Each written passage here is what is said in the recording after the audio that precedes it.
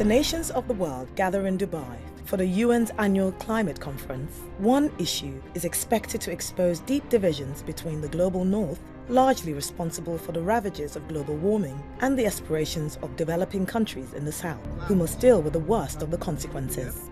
Can COP28 agree a funding package to allow the south to both mitigate the damage and develop sustainably? And what could it all mean for a country like Uganda, which is banking on major oil projects to create growth and prosperity, while facing criticism over the impact on the environment and to human rights? People in Power investigates.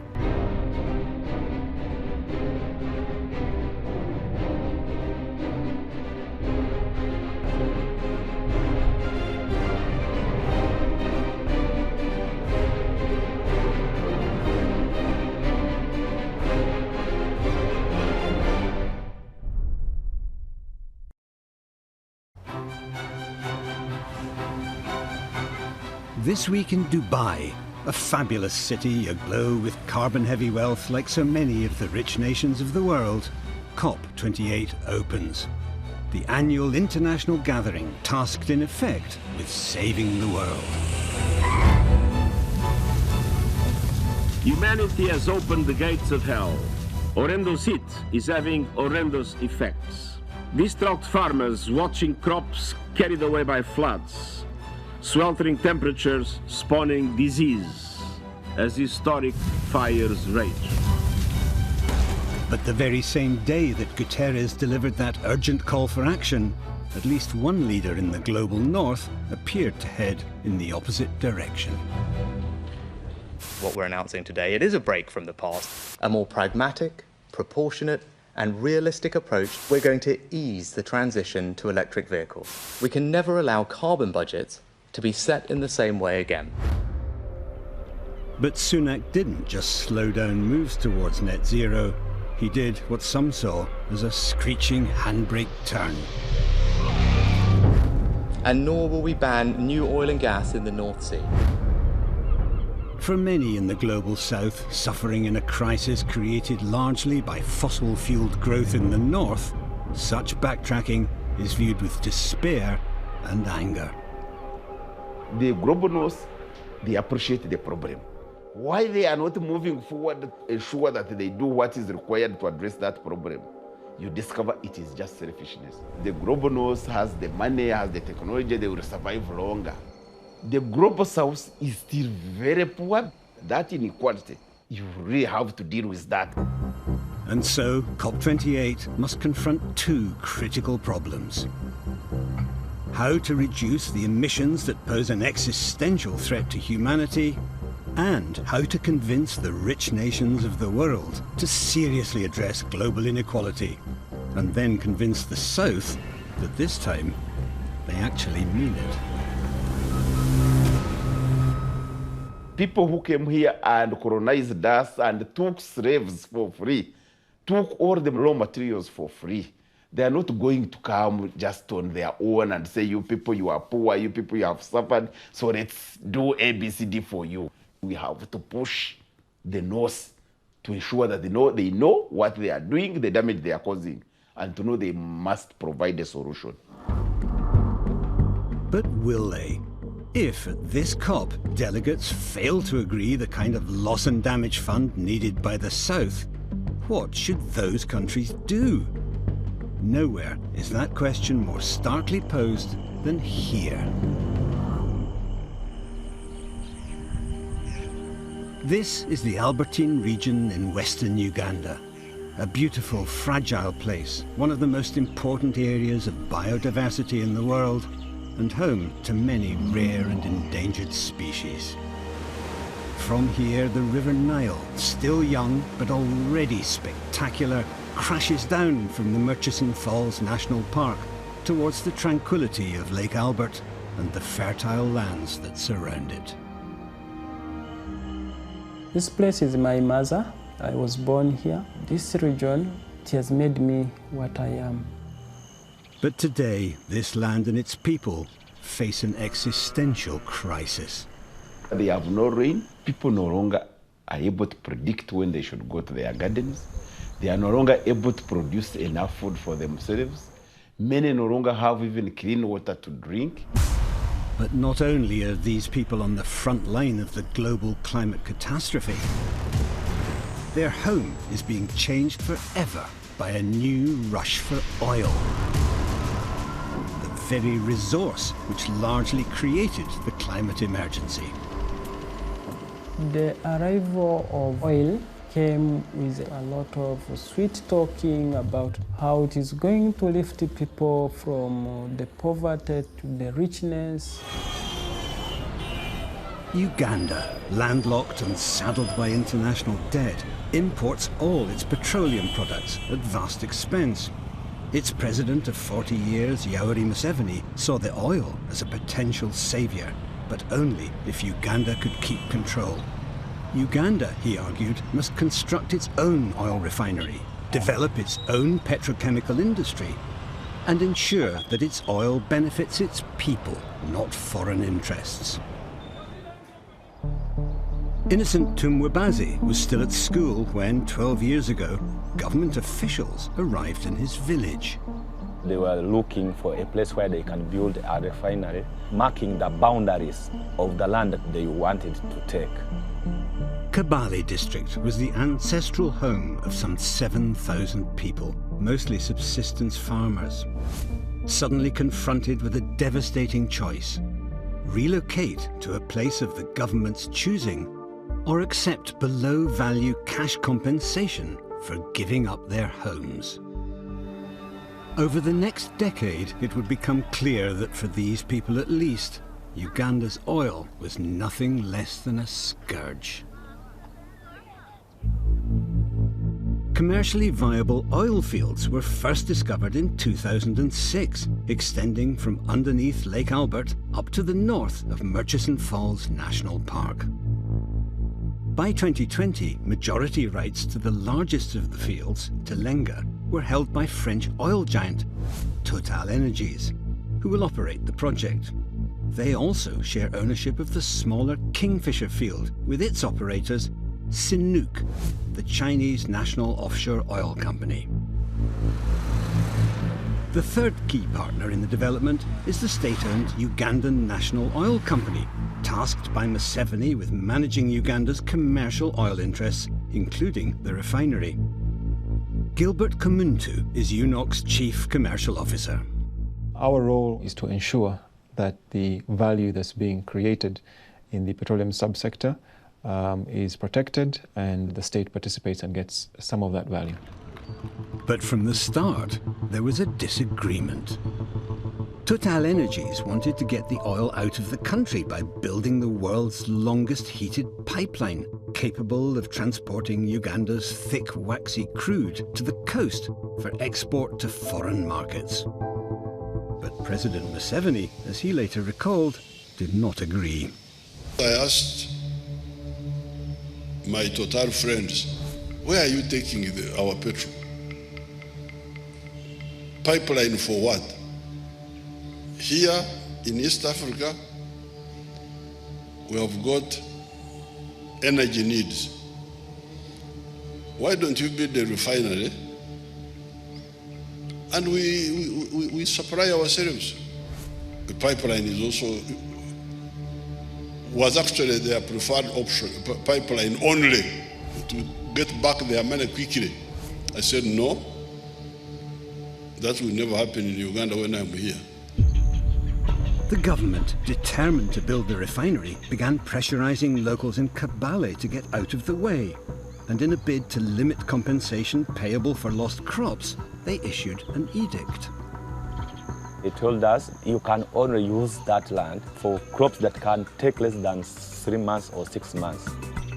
The ruling left many families, like Innocence, short of cash and unable to pay school fees. Most of us had to leave school.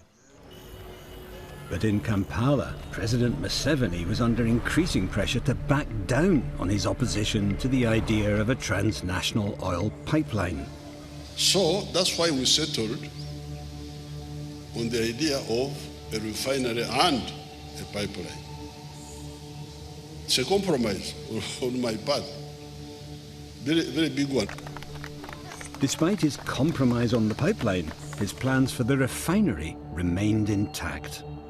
Meanwhile, the villagers cleared from their traditional homesteads to a newly constructed resettlement village felt betrayed. The government wacho gigero ot udi moy wi ngom karawek ngati bed kuleya pare government kelowa ubino gero ot I group ve camp nyoke barracks paskari. This is my house. This is where I was relocated to. It totally deprived us from our culture and our tribal norms.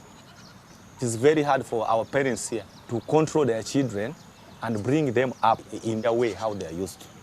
Now, because of that, some children are developing very bad behavior. But it is the women who suffer most. This is Fausta.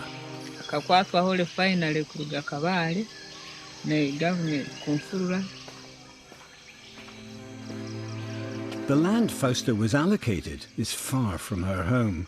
And like so many women here, she must travel long distances to reach her fields. For women and children, even the daily task of collecting firewood or water has become difficult and sometimes dangerous.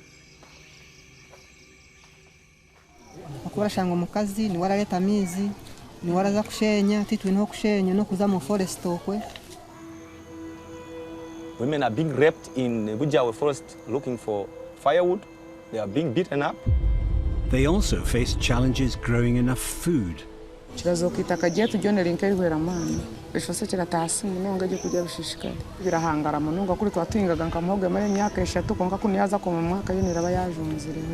Government can come and say, we give them nice houses. Yes, if the house is nice, but I cannot eat the house. Are you confident that people moved or given you housing? Are you confident that they're happy with that process? Yes, the answer is categorically yes. So far, we have not encountered any specific grievance that has not been resolved. Things are seen rather differently here, but one great irony cannot be ignored. It's now 11 years since our government acquired this land, and the refinery have not yet been built. But that is not to say that nothing has changed. This is the master plan for the Kabale Industrial Park, previously Kabale Industrial Park, and it is... Kabale, the place Innocent and his community once called home, has a new name and has been changed beyond all recognition.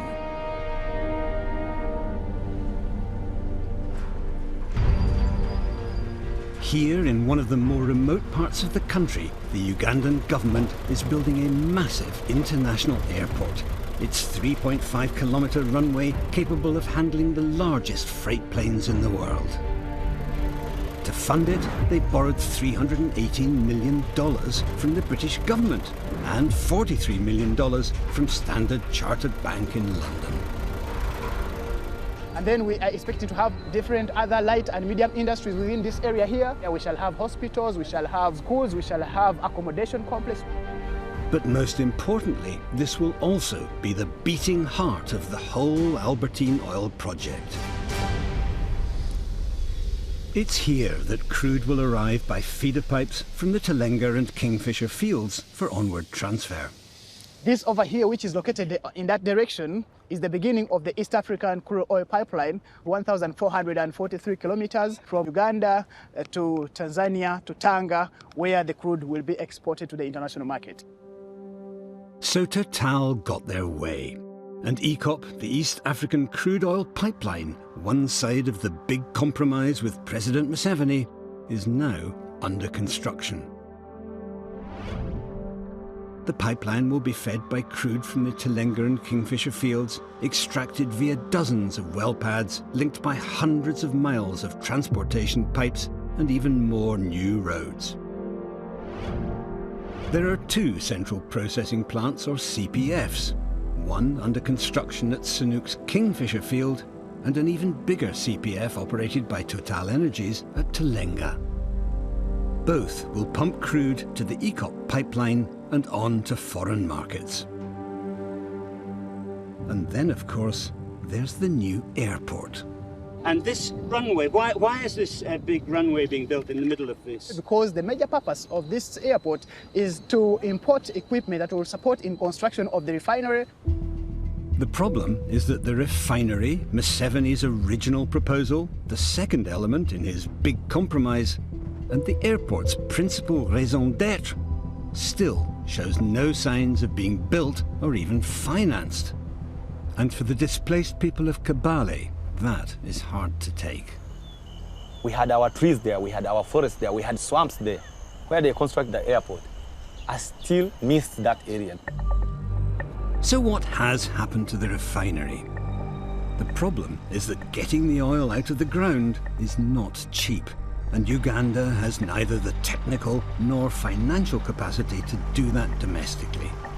So, as Ugandan economist Abubakar Mayanja explains, Museveni had only one way to turn.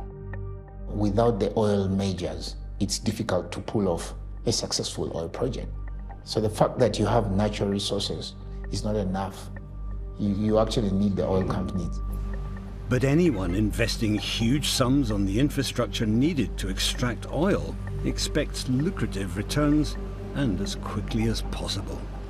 If you go for the refinery only, then you have a much longer capital recovery period, so it becomes unviable for them. You had to think about the East Africa crude oil pipeline to sell crude. And unfortunately, as we speak, Museveni is hobnobbing with Total, with Sinok to build a pipeline to export crude.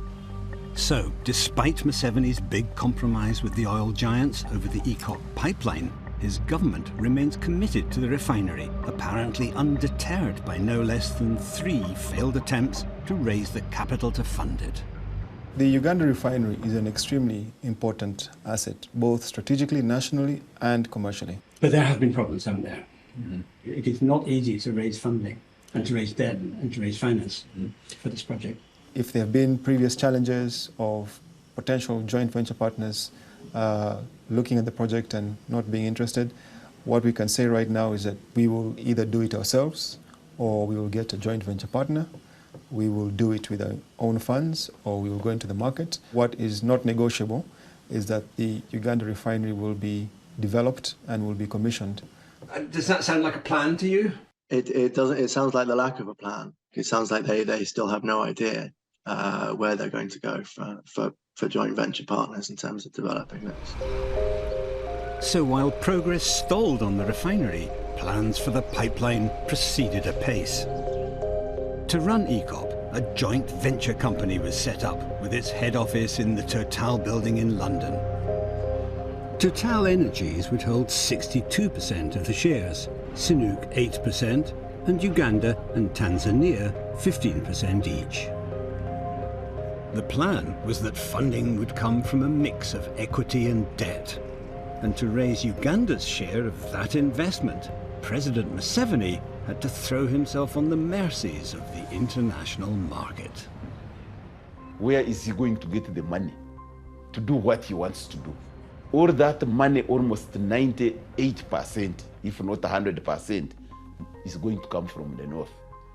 The terms and conditions, do you think he has the capacity to get good terms? To make matters worse, the oil market was entering a perfect storm of instability. In 2020, oil prices collapsed, only to bounce back within a couple of years. But as the global energy transition gathered momentum, most experts started to predict an ongoing price decline over the mid to long term. And back in Kampala, rumours began circulating that Total was secretly renegotiating its deal with Uganda. Economists have said that this is only going to make sense for Total in a scenario where oil prices are declining, if Total renegotiate production sharing agreements and essentially shift the risks onto Ugandans. Do the people know the deals that have been struck with Total? I must tell you that there is no transparency. The government refused to disclose the agreements they have been signing with Total, with Sinoko, with Tanzania. They refused to disclose them to Parliament. Critics fear Uganda's share of the profits will fall, while the cost of servicing its foreign debts will grow. When investors from the global north are coming to the global south, they come saying, we are giving you these services, but through loans. When it comes to time of now sharing the benefits of these resources, the global south countries find out that most of the benefits, they are paying debts. Say they don't remain with anything at the end. We consider oil and gas to be a catalyst, a source of funds, because what we're doing here is investing to receive a return on investment. And so our role is to ensure that commercial value is captured. In 2014, in a bid to enforce responsible and ethical behaviour in Uganda's oil sector, the government created a national regulator, the Petroleum Authority of Uganda. Its chief executive is Ernest Rubondo. We regulate Total Energies, we regulate the China National Offshore Oil Corporation, CNOOC, and we regulate the Uganda National Oil Company. Total is an extremely powerful corporation. Mm-hmm. Is there a problem trying to regulate an organisation as big and as strong as that, without which the entire project will collapse? Do you really have the authority and the power to control them? It's not a matter of control, it's regulation. The size of Total is also a good thing, because in these times of financial difficulty, you need a company as financially powerful as Total to sail through these financial challenges. We enjoy our relationship with the company so far. They are good corporate citizens.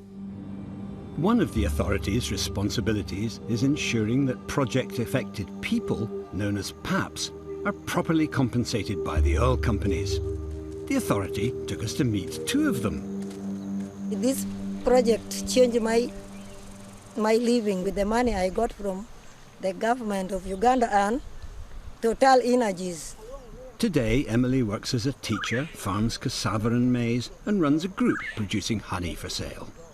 I really appreciate the work, the government of Uganda together with Total Energies, for the work they are doing in Uganda. Thank you.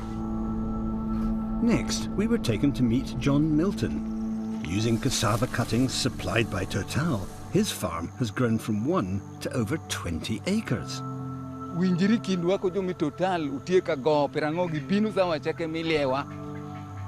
Clearly, Emily and John are very happy.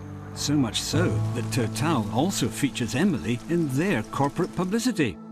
While in a corporate video featuring project-affected farmers, Total detailed the precise number of people who will be relocated as a result of the project.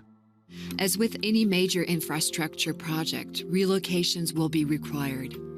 In the case of the Telanga and Ika projects, 764 households will be rehomed, representing approximately 5,000 people. So, are all the PAPs really as happy as Emily and John? And are the figures supplied by Total really accurate? These are very definite numbers, the kind of work you have to do in the oil and gas sector. If you failed on that part of counting project-affected people, we would worry whether you can do the other more difficult things. This is the easiest thing anybody can do on this project, counting people who are project-affected. So, if you can't count project-affected people, you shouldn't be working in the oil sector.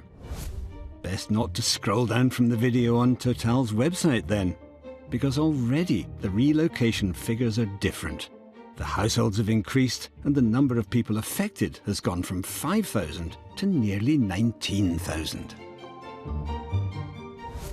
And it doesn't stop there. This is an official government and oil company resettlement action plan. On page 138, a table reveals that they actually expect over 31,000 people to be affected by the Telenga part of the operation alone. Total told us that numbers may change over time due to several factors, but international NGOs, including Human Rights Watch, suggest the real number of people affected by the entire project is in excess of 100,000. I reject that completely. The number is around 10,000 people. Emmanuel Tolleth is one of the real people behind those bitterly contested figures. He and his extended family are subsistence farmers, dependent on the crops they grow for food and to raise a small income. But now the family has a new and unwelcome neighbour. This is Total's massive central processing facility, or CPF, where crude oil from the Telenga oil fields will be processed before being piped onwards via the East African crude oil pipeline to the coast of Tanzania for export abroad. But in March 2023, water runoff from the CPF flooded Emmanuel's crops, destroying them. The floods come direct from the CPF and passing direct to our land. This is a banana being destroyed by the floods. The rest of the bananas destroy watermelon, and they also went.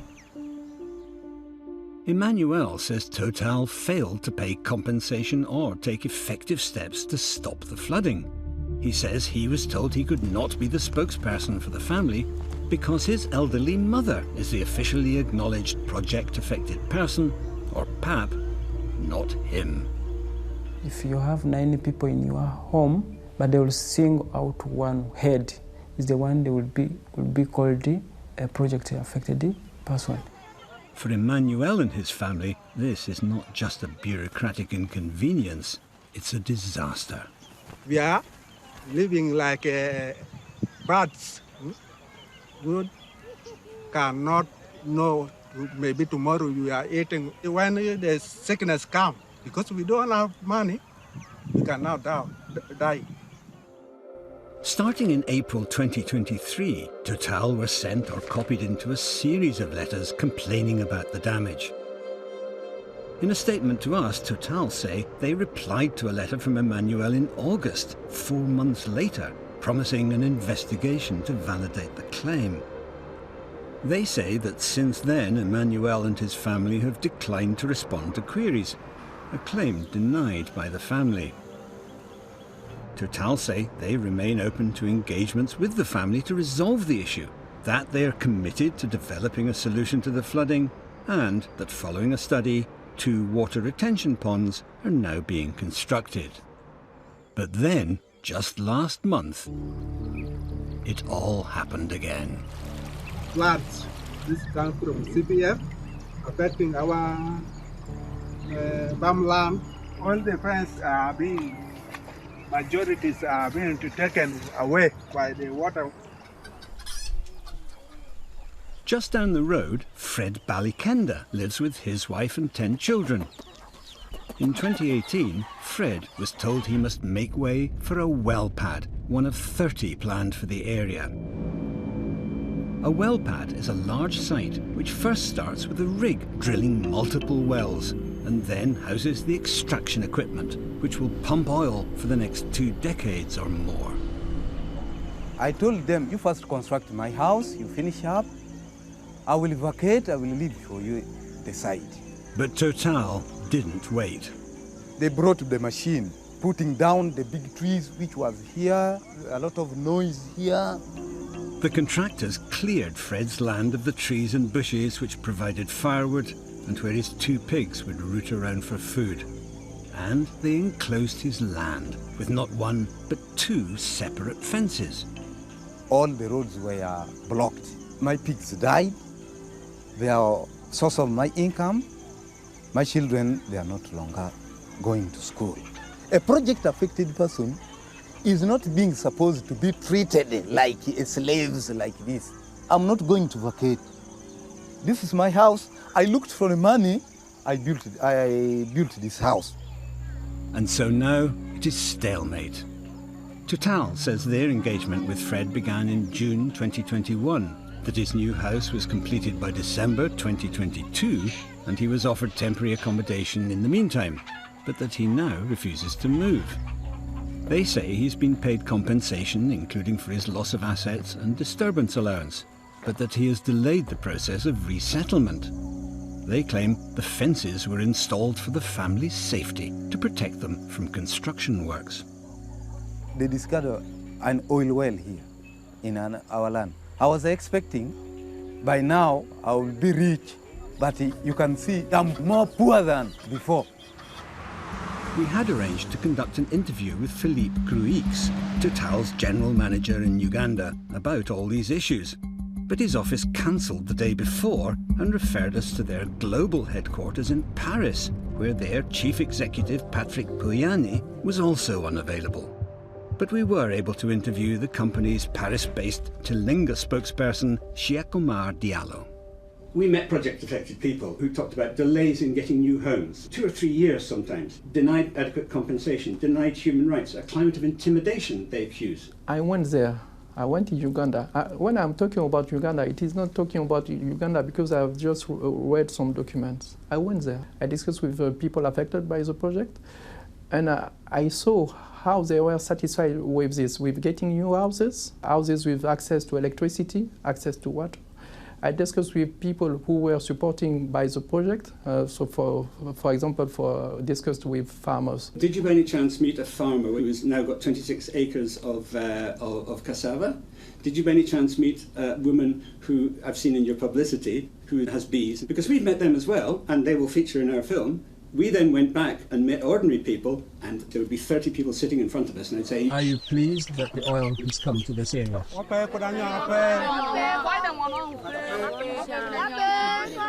And they all shouted, "No, no, no, no, we're not." Please, I was finishing just my sentences. So I had the opportunity to discuss with a lot of people. I was talking about people affected by the project, but also with the Ugandan people, you know. And for them, it is an opportunity for them, and it is an opportunity for the country. Unfortunately, some opportunities, like the provision of a network of new oil roads, are actually bad news for locals.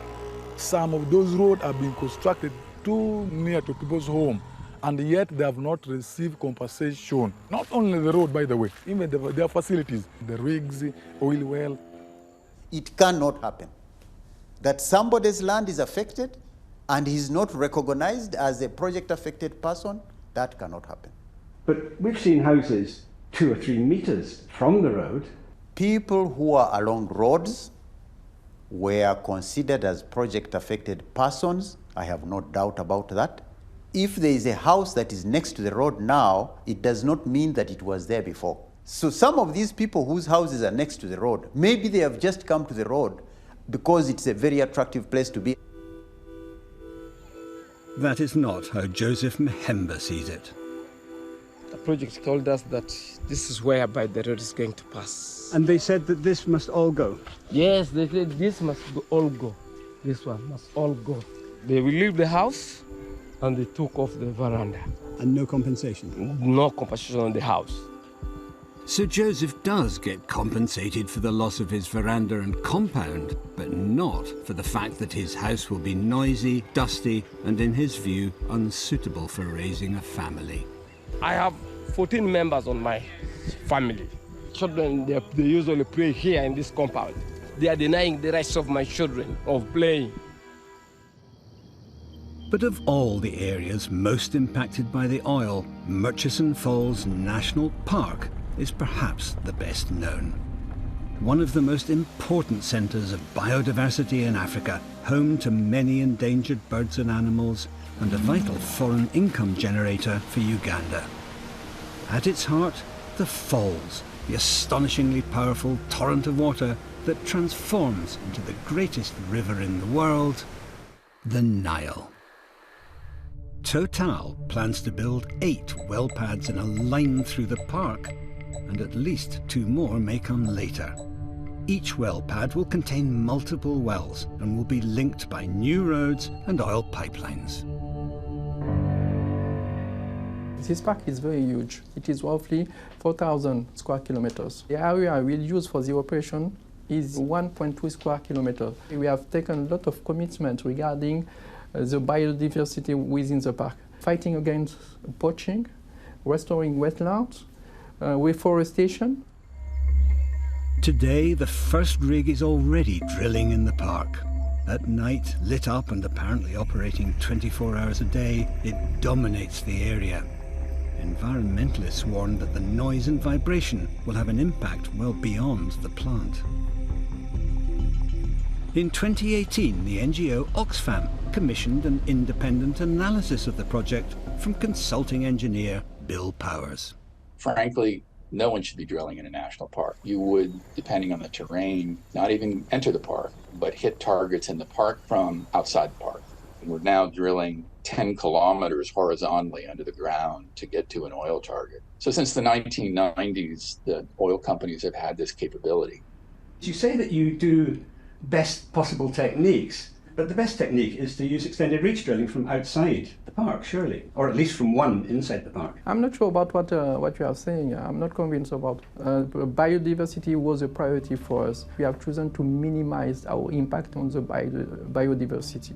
You're not minimizing it. I mean, you could minimize it by using extended reach technology. In 1999, Total built drills with 11-kilometer reach, but it would have been more expensive. Why didn't you do that? I don't share your point of view, definitely. What we have chosen, it is the best way to operate, and it is the best way to minimize our footprint. The other big issue with these oil developments is when you drill oil wells, you produce a lot of waste. A lot of that waste is going to be classified as hazardous waste. Thousands and thousands of tons of this kind of waste.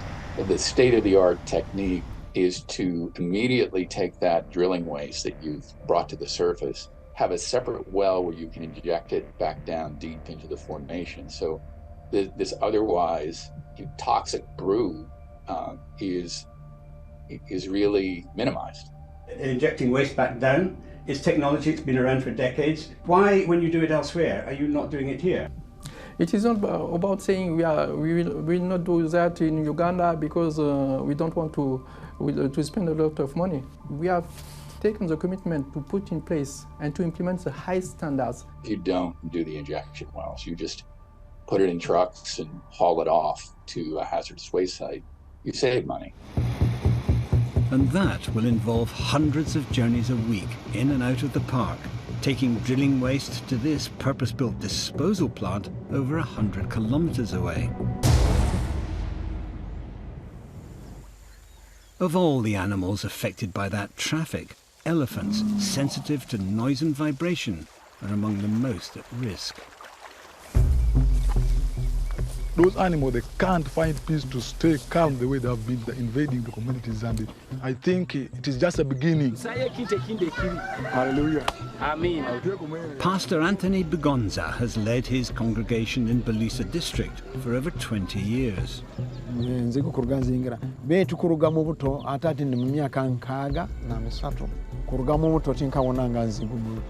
But then, one night last February, he was startled by an elephant in the dark and fell backwards, breaking his leg. That day I got broken with the elephant. It was standing there.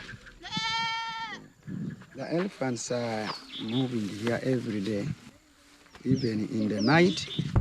In fact, Pastor Anthony was lucky. A few days earlier, 3 men were attacked by an elephant. 2 were injured, but when the third one ran, the elephant followed. That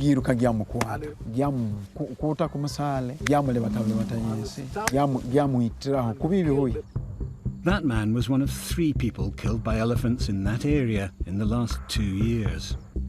There are reports of elephants which have been driven out of the park and are actually attacking people. There have been people killed. We have done a lot of studies. It is not linked to this project, definitely. It is not linked to our project. The oil companies insist they have rigorous grievance procedures, but the sense of impotence amongst so many people in this area is palpable. They have been told, you can't fight government, you cannot stop the project, you better sign. And many people did sign because they feel they have nothing much they can do. And those who do take action can face consequences. Innocent describes one meeting with government officials at the very start of the refinery project. This guy came running, he kicked me down, turned my face up, I found he had put a pistol on my head. About 300 people that were in that area all came for my rescue. They have arrested me, I've stayed in the cells for 2 days. They were asking me, why do you meet the project affected persons? Why do you talk, why do you write petitions against the oil projects? They were discussing around putting a case of terrorism on me. Dickens Kamugisha and 5 members of his staff were arrested too and held for 3 days, charged with operating without a permit. Anti-oil protests have been violently broken up. At this demonstration, 9 people were arrested and 1 had his arm broken. You must be aware of these claims that critics of the development, including the refinery, have been harassed and even subjected to violence. We don't condone any aspect of mishandling anyone. But I can tell you that sometimes these people have gone into demonstrations. The security people have to come in and ensure that those demonstrations do not disrupt law and order.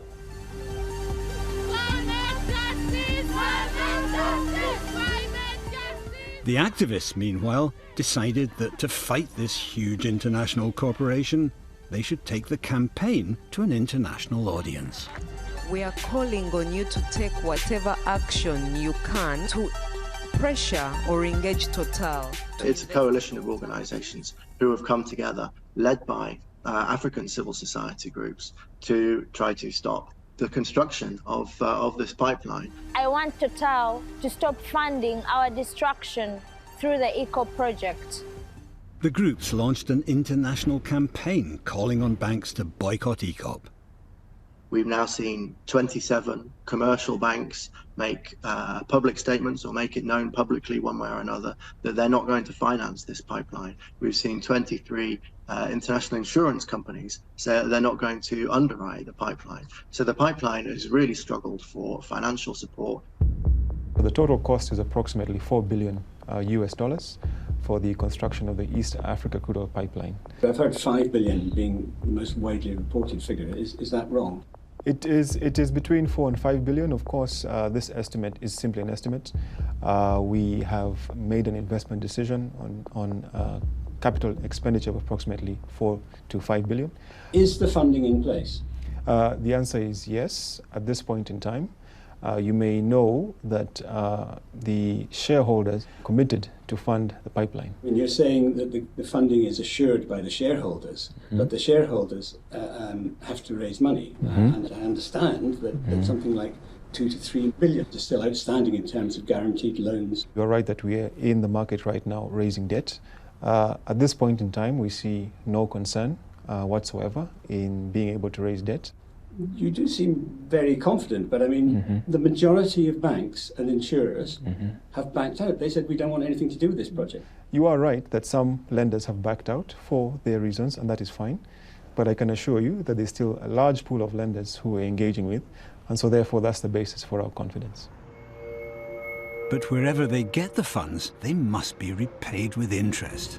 And that assumes oil prices remain high, despite the global drive to move on from fossil fuels. Given the global transition agenda, do you really believe that this project will be viable? We are definitely convinced that this project is viable. Why? Because the crude oil demand is increasing. And if we do not launch new fields, new projects, we will not be able to satisfy this demand. It will allow us to compensate the depletion of the current field. So it is in line with our strategy, which is saying that we launch new projects with low emission. And in terms of duration, we are on a roughly 20 years project. This project will end at 2045 roughly. So it is in line with our strategy, which is net zero at 2050. So you're going to go on pumping out huge quantities of carbon until 2045 and then suddenly stop? Is that the plan? I don't understand why you are talking about huge quantity of carbon. I just said that it is a low emission project. It's a ridiculous argument. I mean, for starters, this pipeline, we're told, has a 25-year lifespan. But reaching net zero by 2050 doesn't mean we stop oil production in 2050. So we're already at 1.1 degrees or 1.2 of global warming. We need to start dramatically reducing emissions. I highly doubt that you are going to get better returns from oil that can compensate for the damage that is happening to the world. It is our obligation to say you must stop it. If we also say, no, let's also go and make some money, then we lose that morality. And those are precisely the issues which will dominate COP28 in Dubai. how to reduce global emissions, how to stop the continuing rush for oil led by the corporations and countries of the North, and how to address the global inequality preventing sustainable development in the South. We cannot go back to the outdated polluting industries. We want sustainable green jobs, afforestation, tourism, renewable energy. What the countries in the North have been promising, the loss and damage, they must deliver. But how do you even quantify loss and damage? Andrew Fanning leads a team of academics searching for an answer. We're talking about justice. We're talking about what is owed to the nations of the Global South for not emitting. And what's the mechanism for making that happen? Because at the moment, people like President Museveni in Uganda will say, we're getting no support from the Global North. We have to develop, we have to mitigate the damage that you, the Global North, are causing us. Of course we've got to get our oil. It's the only thing we've got. So that's why I think the loss and damage fund that's now being negotiated is just so important. To calculate how such a fund could be operated equitably, Fanning and his team came up with a formula, a carbon budget which would enable the world to meet the 1.5-degree target for global warming. So we divided up that total carbon budget across 168 countries based on their population sizes. And we wanted to know how much each country has emitted in comparison to their fair shares historically. And what did you find? Well, the results show that most Global South countries are still well within their fair shares of this 1.5-degree budget. But the Global North as a group has already overshot its fair share by 2.5 times. And we calculated that over-emitting countries would owe a total of $192 trillion to the rest of the world by 2050 to compensate for this appropriation. Arguably, what you've translated into real figures is so startling and, frankly, so unlikely to come anywhere near to being achieved that it's pretty depressing. Well, if you think these amounts can be seen as depressing, we can also imagine the risks of not addressing the impacts of climate change, where the UN estimates that more than 1 billion climate refugees if we don't get emissions back on track.